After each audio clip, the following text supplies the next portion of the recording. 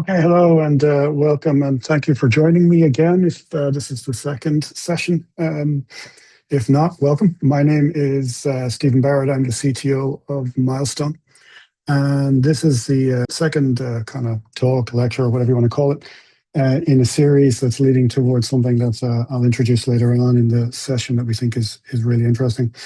In the first talk, I kind of focused on, I suppose what I set out was the idea that measuring GenAI impact on your organization is a subtle thing to do, and that you have to stop relying on KPIs, and you have to start thinking more about the data set as something you can investigate.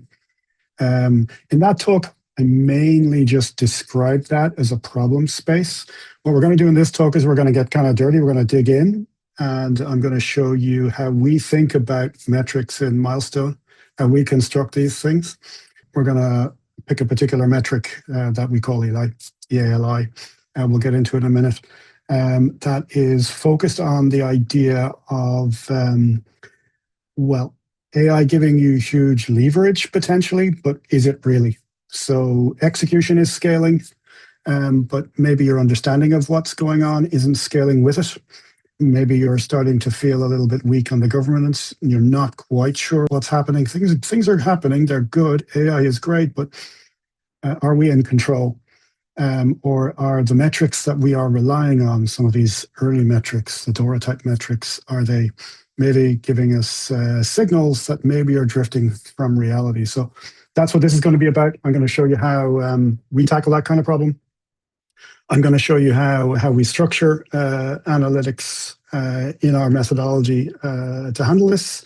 I'm going to show you, I suppose, in passing, some maths and stuff, but really what I'm going to show you is that it's kind of tricky and hard.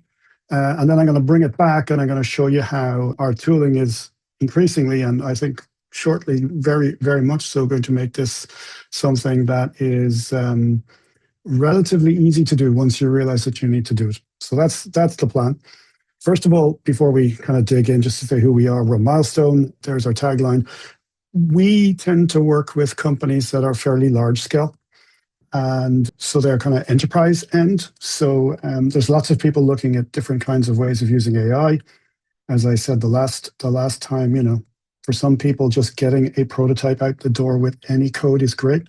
But the kind of organizations we're working with, they have a long-term focus on code quality. They might even have legal liability issues around that. They may have to think about things like whether or not Swiss Re and Lloyd's will insure their systems. So it's maybe a little bit more on the serious enterprise end of the world. Okay, so let me give you the broad agenda. We're gonna first of all dig into this question of really what's changing in engineering because of AI.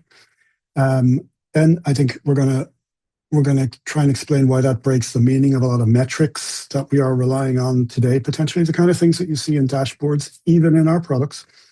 From there, I'm going to introduce a kind of a different way of thinking about measurement that's focused. Well, I suppose what I would describe it as is reasoning over ambiguity. Measurement becomes meaning. The idea that the signals are ambiguous, and you have to do some level of analysis and work in order to extract meaning from them.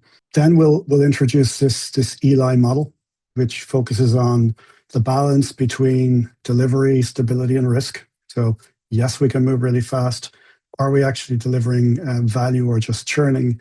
And what's our risk profile across our work? I'll show you how we can start to tackle that. And I suppose ultimately what we're going to do is we're going to come back, hopefully out of that process, thinking about metrics, not necessarily as just being a single number, but as being a system that we need to intentionally design in order to build a set of numbers that have the meaning we think they do, and that we can rely on to guide us, so we can build some North Stars to move us towards where we want to get to. Okay, so we're going to build a metric. We're going to build it from first principles. I'm not presenting it. I'm not going to interpret it. I'm just going to show you some of this stuff. And the goal is to expose the structure required to turn, all these signals into something that's concrete.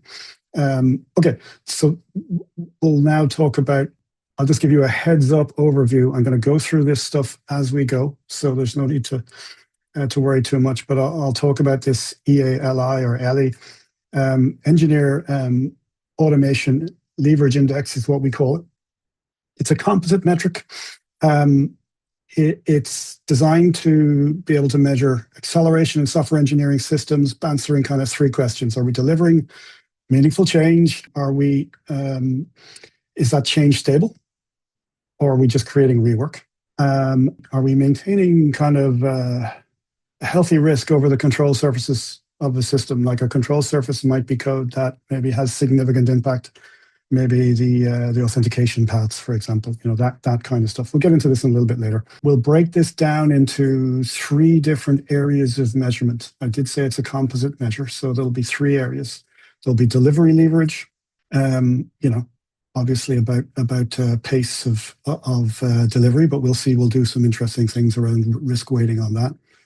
Stability leverage, which is really about rework and that round tripping, and even things like I think we touched on it in the last talk. Engineers might be moving very quickly, but the senior engineers are getting bogged down and maybe not delivering the quality of review that they should. And risk discipline is the final piece, which we'll see is not so much about the engineering process as it's happening, but actually it's more about the system as a whole. So we're kind of like looking at two different levels of measurement here. And the key idea is EALI doesn't measure activity. It measures the system's ability to convert activity into kind of stable, governed progress. Because that's really what you want to know. You don't really want to know how fast your engineers are moving. You want to know how fast the organization is moving towards your engineering goals. You don't want 2 steps forwards if really what's happening is 2 steps forwards and 1 step back. You want to be able to gauge that, so that you can have impact, you can make changes where necessary and improve the performance of the team. Okay, I'm going to move at a reasonable pace here. I'm going to try not to repeat myself and get through this, and then we'll come back up for air and we'll see where we end up. So let's set out the problem space. AI is expanding execution capacity. Engineers can move really fast. They can refactor. They can have a single piece of work can have significant impact across a system. It's all cheap and it's very frequent. But that expansion is asymmetric compared to the kind of things that we need to do to make sure the ship is still upright. So understanding of the nature of a change doesn't scale at the same rate. We lack tools to understand what engineers are doing. So validation doesn't scale at the same rate. Governance doesn't scale at the same rate. And so the constraint is shifting. It's no longer how fast can engineers go, but it's how quick and how can we catch up to and understand the change that engineers are producing. And if any of you have used AI tools in anger, in any real way, including now shifting towards more agentic, long period before human in the loop interactions, you'll know, even if you don't admit it, you'll know that knowing what the thing is doing is increasingly challenged, even for the engineer. If you're generating 10 or even 20,000 lines of code a day, well, you can't read it all. So you can't really know in all that significant detail, even the nature of the design of what's going on. So engineering is changing. Now, you could argue that's not dissimilar from saying you don't know how code relates to compiled code, but it's actually not the same thing at all, because there's a clear mapping between what a compiler does taking in code and what it generates. There is a correctness. There isn't that same relationship between what you might ask or tell or prompt, and even in detail, an LLM to do and what it might generate as the response. That's not a clear linear relationship. Okay, so that's the nature of the problem. So we've established what has changed, what the shift is. Where is the ground? Where are we setting off from? Well, we still have our metrics. They haven't disappeared. PR count still increments, cycle time still computes. Token usage is, you can still measure that, you can still count it. And so everything looks similar. And quite often those metrics all start to move in similar directions and so on. The problem is semantic. So it's that the nature, the meaning of those signals is starting to shift from under you. So to give you some concrete examples of these, PR count might, I suppose it used to correlate with effort. Now maybe it just correlates with tool code generation, that people are just pushing out more with less effort and less thought going into the engineering. Cycle time used to reflect complexity. The longer it took, the more cognitive effort that was going in. Now it just might reflect automation. Token usage. There are a lot of people now talking about token maximal. I can't even remember the phrase, but token maximization. You're not a real engineer if you're not using half your salary in tokens. Yeah, that could be true. It could also be that you're just churning, firing, one-shotting at an LLM very inefficiently until you get something that kind of looks okay. So that's not necessarily a direct relationship between token usage and value creation. And we see that with a lot of customers are actually starting to become quite concerned with that as pricing models start to change. Are engineers using this technology equally efficiently, you might say? Okay, so we have a system where the signals are intact, but the meaning is changing. That's the nature of the gap that we're looking at. So if our signals are misaligned, what patterns do we start to see in the system? That's really the question, and that's the starting point for thinking about how you start to build reasoning over these measures in order to distill some useful conclusions. So you can have throughput increasing because AI lowers the cost of change. You could have rework also increasing because understanding and validation is not scaling proportionally. You could have risk increasing because more of the system is being touched by engineers. Some engineers refactoring things while they're doing the main work. All of these signals could be moving in the same direction. That's not contradictory. That's probably a crucial point to make.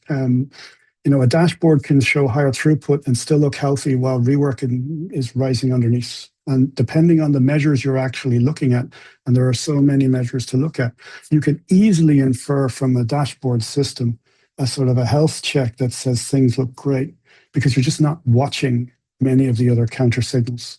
So this is I suppose I would describe this as a defeasible problem. This is an argumentation problem. You've got a whole range of signals in front of you. Some of them are very positive, some of them are very negative. We tend as humans to focus on the things that reinforce our own hopes and aspirations, and a more dispassionate way of thinking about it. The reason sometimes people bring consultants in is to build a model of what's going on that balances the things that we like a little bit more against the things that we don't necessarily like. Because sometimes it's quite small signals that might lead you to completely change your view. It's not just aggregations. We'll get back to that in a little while. So the core thesis, I suppose, is we think that the way you solve this problem now of measuring engineering is you take a systems-oriented view. You stop thinking about measuring particular data points. You think more about measuring loads of data points. And you think about what you're doing as I've mentioned before, reasoning under ambiguity. You've got all these different kinds of signals. You've got to try and start to work out, so what is the way I would expect patterns to emerge in these signals, positive and negative, for certain kind of assumptions about the nature of the world to be true. So it's a reasoning model. So we're no longer dealing with clean, directly observable variables. We're dealing with signals that are proxy-based. They might indirectly measure what we're looking for. They're probably partial. There isn't a single number. You're not going to get the number from some IDE or something that tells you the full story. And if you think you are, you're probably wrong. And often these signals are going to be kind of conflicting. They're different signals pointing in different directions. And the challenge is to come out with a balanced view of where things are. Now, traditional metrics, the kind of KPIs that we're used to, try to smooth out and remove all of that complexity and ambiguity. They try and give us a couple of North Star points that we can focus on and say that the rest don't matter. And that worked for a long time. I think the challenge that you face today is that the pace of change and the potential power in the hands of the individual engineer has become so strong, and likely the staffing levels and literally the responsibilities of individual engineers is increasing so much that that kind of way of thinking about that light touch way of thinking about measuring is probably not really going to be a good way of thinking about the problem for very much longer. Now, we're about to dig in. Where I'm going sounds like you have to now spend your time in deep in complex spreadsheets and data tools and analysis and so on. That's not where this is going. We're going into this in order to show you a way of thinking about the data that's available and what kind of signals you can extract from it. The tooling that we're building, that others I suppose are building, but definitely that we're building, starts to make this a relatively easy process by the time we get out of all of this. I'll be dealing with that more in the third talk, the talk that follows this. But the purpose here is to kind of just give you a way of thinking about these data points that we're building too, so you understand kind of where we're coming from. I'll round off this talk by showing you the kind of tooling that we have in place today. And I'll hint at what's coming next. Some, I think, pretty fun and interesting things. Okay, so we're looking to build a metric that weighs signals against each other, kind of enforces constraints, normalizes, and gives us a way of thinking about the problem that is both clean and simple at the abstract level, up at the very top, but that digs in and has under enough context in the real data to give us a more truthful signal than maybe we might otherwise. I'm going to skip this one and I'm going to move directly on because I think I'm running on a little bit too much and I don't want to run out of time and take too much of your time here. So let's just to kind of agree at this level, what is it we're trying to build? We're trying to get a measure of controlled acceleration. So it's not one dimensional. It's going to have to integrate many different aspects of system behavior, engineering behavior. And we're going to need to capture at least three things in this model. We're going to have to capture how much change we're producing. That's important. That's delivery. We're going to have to capture how clean that change is. Is it costing us a lot of work and rework and, 2 steps forwards, 1 step back, or are we really just motoring along? Stability, and how it affects the system. Risk.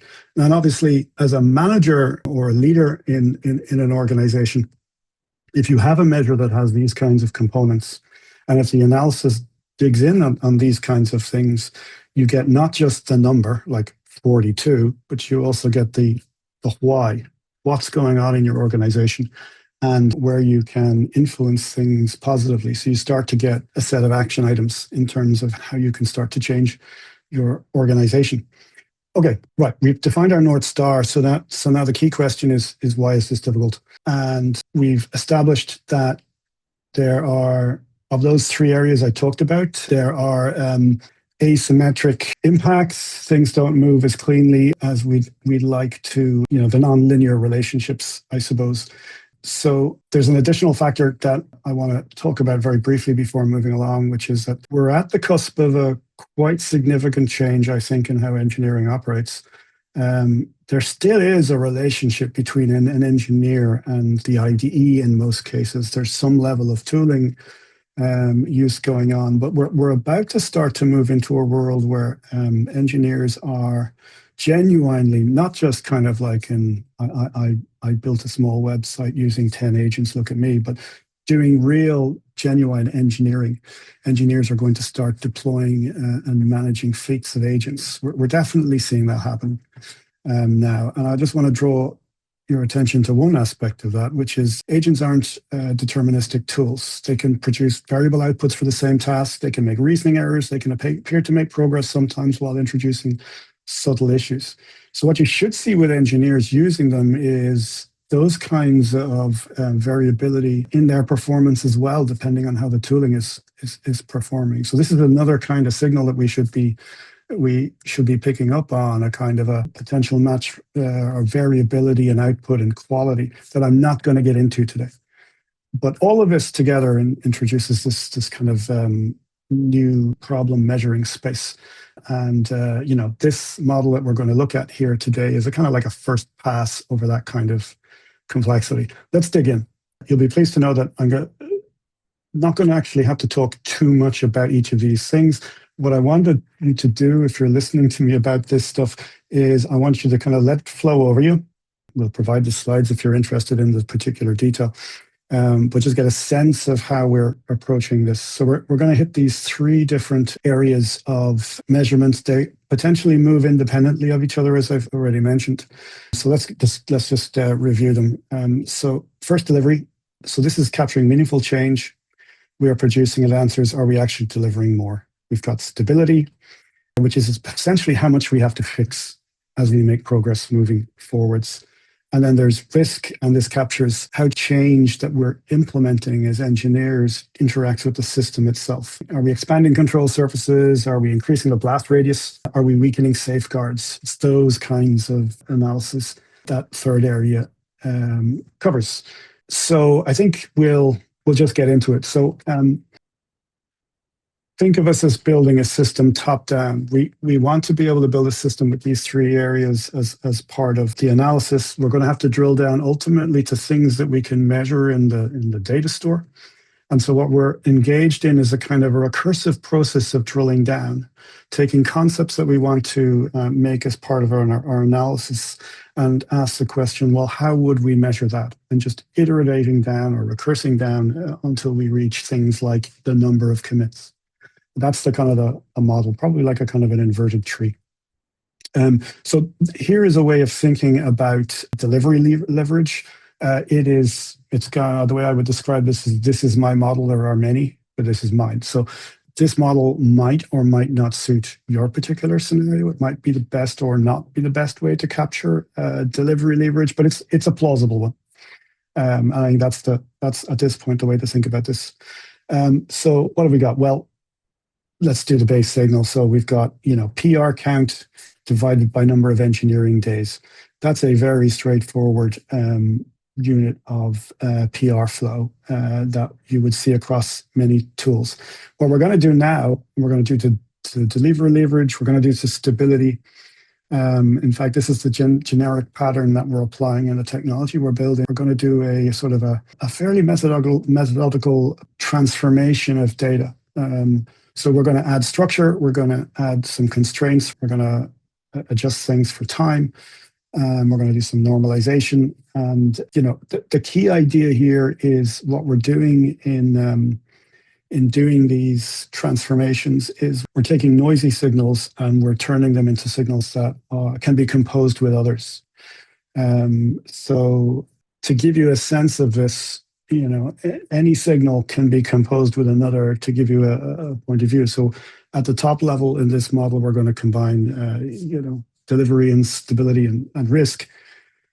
We're going to combine these numbers to give us a measure, a metric that indicates some kind of a balancing act between those capacities to allow us to decide whether we're making progress or not, or whether we're, relatively speaking, making more progress this week than last, like any measure.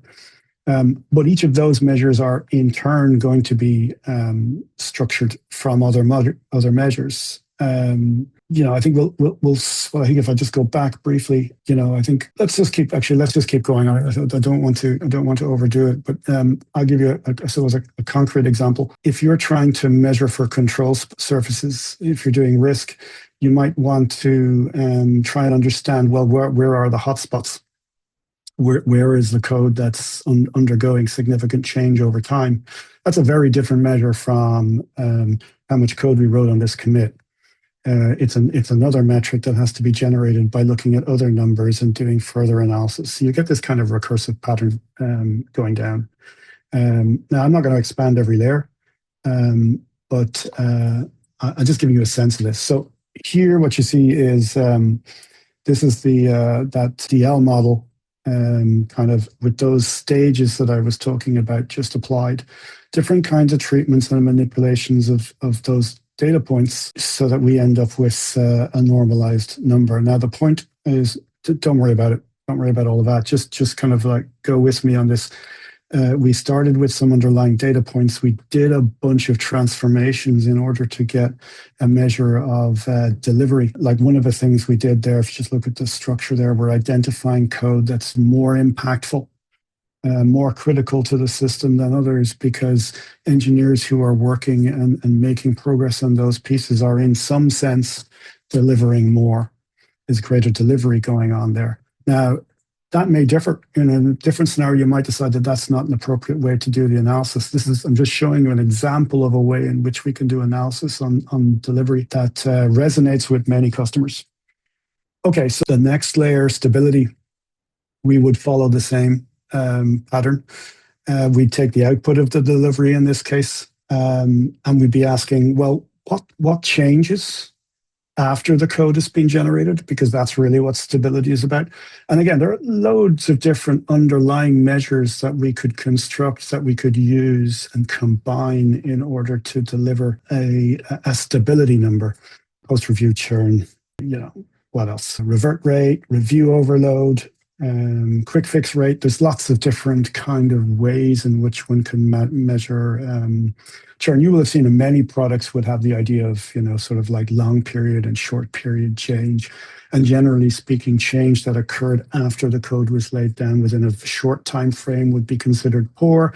And then change that would be laid down at some point later maybe suggests that that code is a useful addition to the system, is a framework for further growth and development. And there's lots of ways to cut that, dice that, and think about that. So am I saying we have the universal stability measure here? No, I'm saying that all needs to be considered if you want to build a measure of stability into a sense of whether or not you have good leverage in an organization.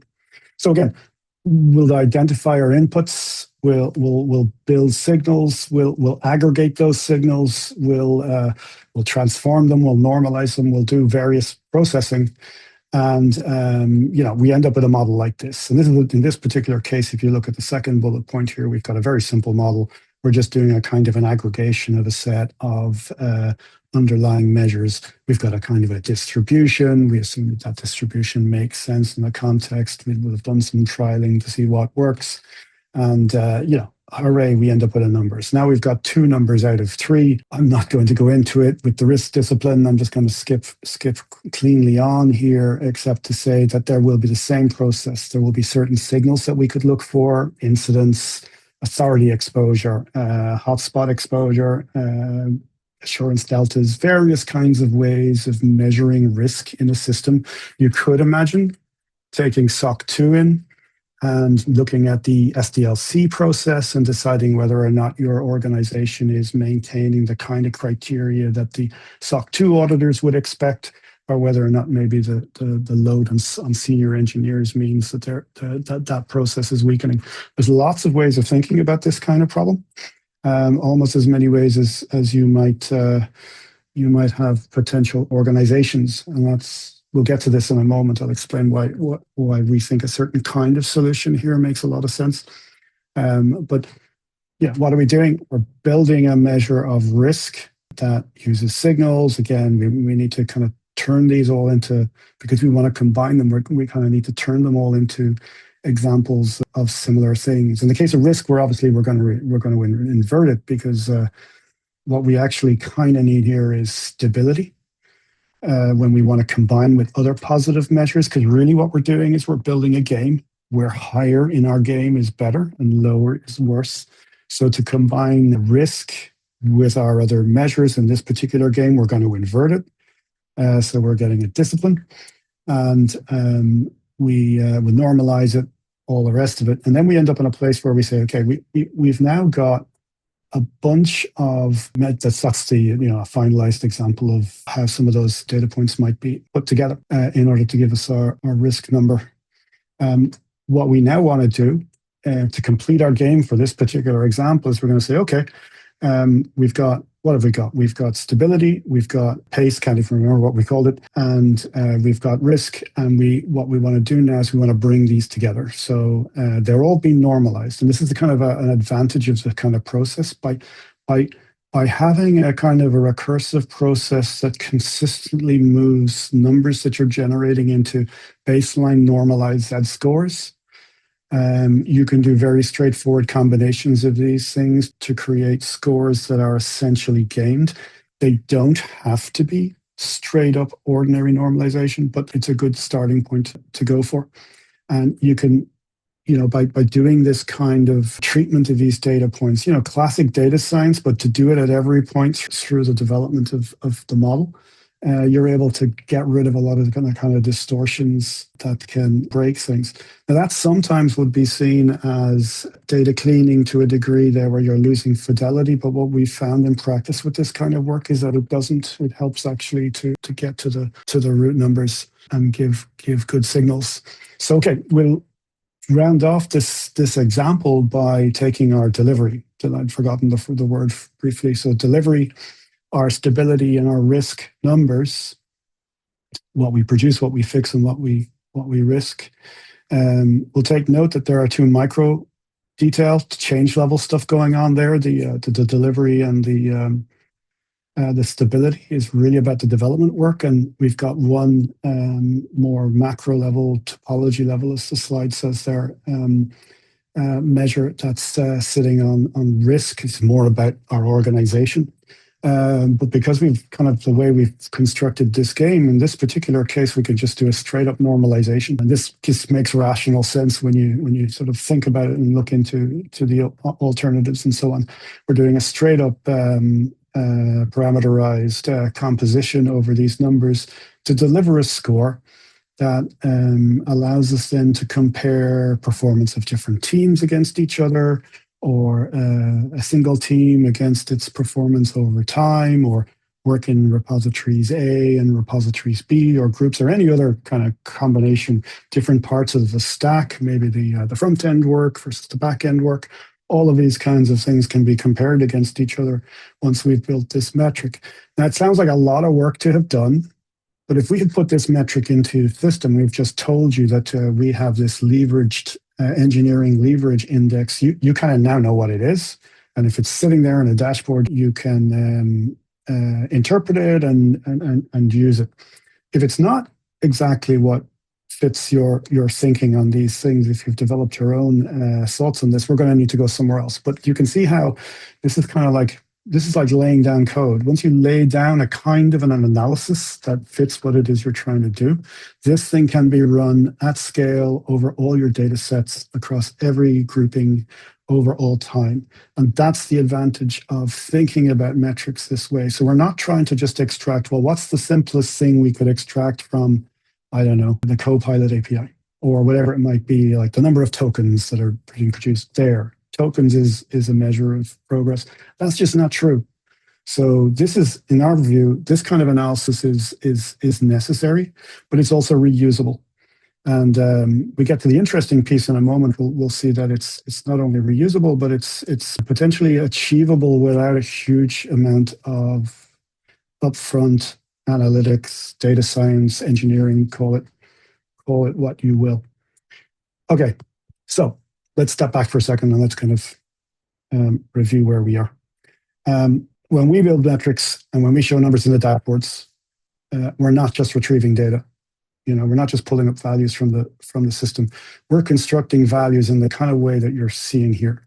So a lot of our metrics that might look the same as other metrics that you might see in other systems, like, I don't know, usage of AI amongst engineers, has this kind of analysis going on, rather than saying, I don't know, we'll take the license number and we'll just divide that by the number of commits an engineer did. And, 60% of his commits were AI driven as a result. We're digging down into data at a detailed level in order to try and build modeling of what's going on in this different way.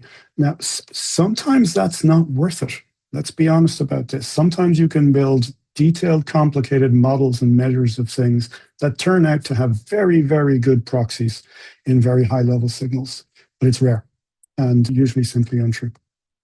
Okay, so we're selecting signals, we're modeling them, we're encoding the trade-offs, we're enforcing constraints, we're doing things like you may or may not know, but if you wanted to measure how many commits an engineer is doing per week, there's no point in just measuring the commits that are coming out of the repositories, because all kinds of commits have actually been squashed away, and there's lots of interesting things going on.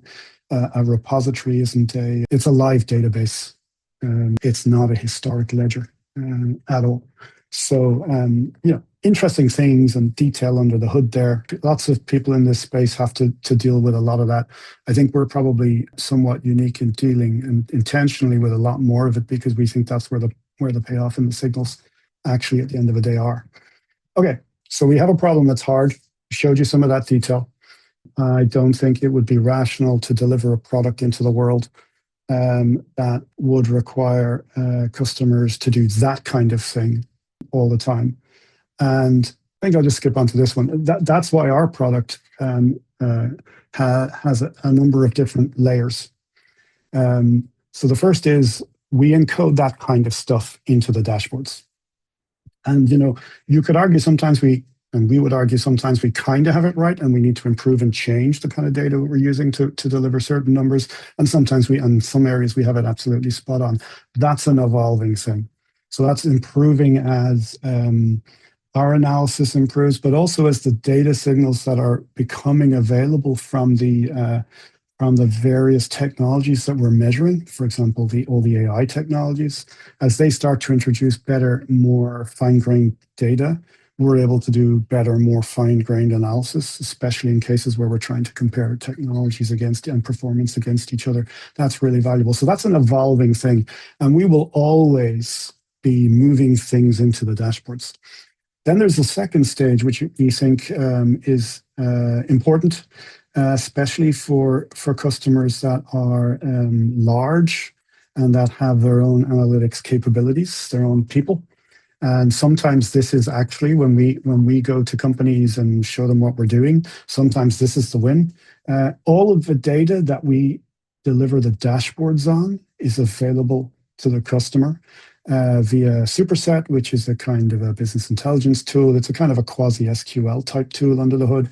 It allows people to build their own analytics quite cleanly. So we would have customers who, yes, they have our dashboard. Really, they're using us for the gathering of the data and the way in which we can provide support for Superset over what you might describe as a curated data set. For example, we handle those problems like squash commits. Where do those commits go? Can we recover them?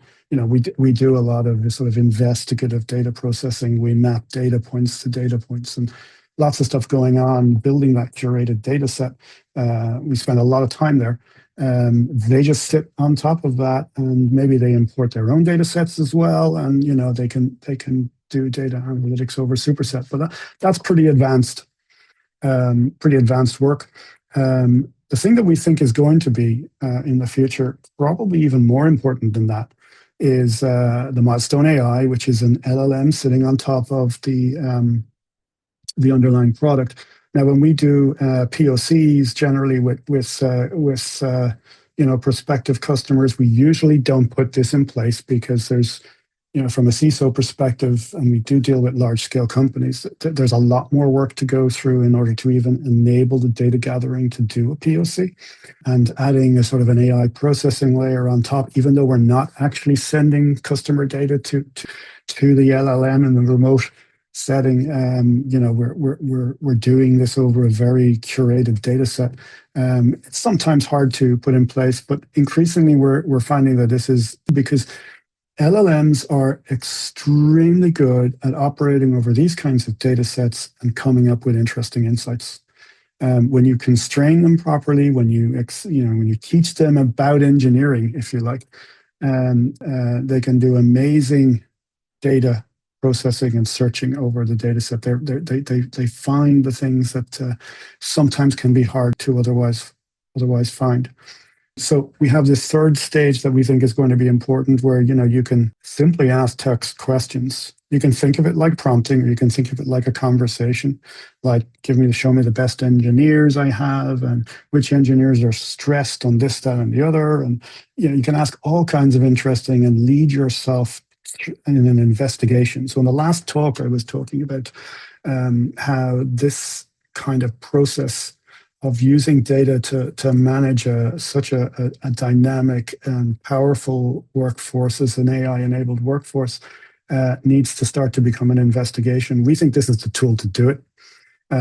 We think this is the best way to explore your data sets in order to potentially to understand what you want to put into Superset, or our product plans pretty soon, where we expect to be able to deliver the Milestone AI analysis and the Superset analysis directly into the dashboard. So you might construct an analysis in one of these tools, and then you just make it part of your own dashboards, and you make that available inside your organization. That's the direction we're going. And so, I suppose let's pull up. Why am I excited by all this stuff? It's because engineering is accelerating, and as it accelerates, the costs of mistakes is increasing. the surface area of the change that engineers are making is expanding massively. The responsibility being handed to engineers, augmented with these tools, and if you like, the responsibility being handed to these hybrids, one of which is a very temperamental partner, is increasing. And because of the pace of delivery coming from that, which is brilliant, governance is having trouble keeping up. If you go for a coffee and maybe 4, 5, 6 coffees late into the evening, you'll be told that people just don't really know what's going on anymore, and that's engineers as well. So we need to make governance automated. There doesn't seem to be any real choice. And so we feel that analysis, the kind of analysis that I've just shown you, has to become a capability. And don't worry, I'm nearly finishing up. So far, what I've shown you is that an analysis is a thing you can achieve, but it's not really a capability. And so I just kind of give you a sort of a sense of where we're going. We're moving to a place where we think we have technology in alpha that will allow us to use LLMs to combine your data sets, best practice, possibly even things like SOC 2 documentation, or I don't know, the EU Cybersecurity Act, that kind of stuff, in order to construct the appropriate analysis and build that as repeatable, executable infrastructure delivered in real time. I'm going to talk about that next time in more detail. We're pretty excited about it. And we think it will be part of the solution of this problem space. What it would allow you to do in practical terms is it would allow you to kind of do the kind of analysis I was talking about, but let the LLM take over most of the hard work there and build and present to you a way of thinking about the analysis problem. In a sense, thinking about analysis as coding. And, LLMs can do code. So this is LLMs coding up analysis of software engineering data sets in order to extract meaning. Our initial work with LLMs showed that they're very good at that.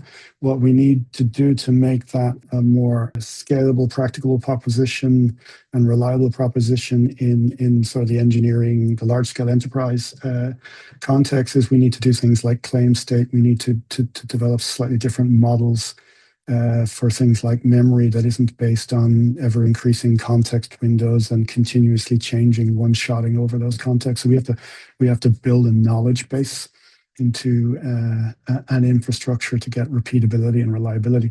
All good stuff. I'll talk about some of that next time, but just to give you a sense of that's where we're going. Okay, so I'm finishing. I've been a bit long. It's 10 to the hour, so I apologize for overrunning by 5 minutes or so. What I suppose I kind of want to leave you with is kind of like our sense of where we think this ultimately goes. So we've kind of brought you on a kind of a journey showing you how we go from metrics, hopefully, to analysis, to thinking about measuring as reasoning. I think there's a further stage that maybe we'll talk about later on again, where we go from this world where we took partial signals, conflicting evidence, and so on, and we built an analysis. But I think there's potential to be able to go further than that, which is to kind of step up a little bit from the detail of all of that and think about broad reasoning principles of how do we construct evidence over potentially any domain. So we're talking about software engineering, but I think the view, at least internally, is there are reasons to believe that those kinds of principles scale out to other parts of the organization. And if that's achievable, then it gets really interesting, because then you can start to combine data sets cleanly with a useful analysis model from across the organization. And that would be the holy grail, if we could get the engineering data aligned in a way that allows robust analysis crossing disciplines in the entire organization. That could become really cool. But anyway, that's probably as far as I want to get on this talk. I feel I rushed it a little bit in places, so I hope you were able to come with me on that. And if you have any questions or thoughts, I am more than happy to answer here or at any time. You'll reach me very easily, Stephen Barrett at mstone.ai. If you want to have a chat anytime, I'd be more than delighted to discuss these things with you. Thank you very much.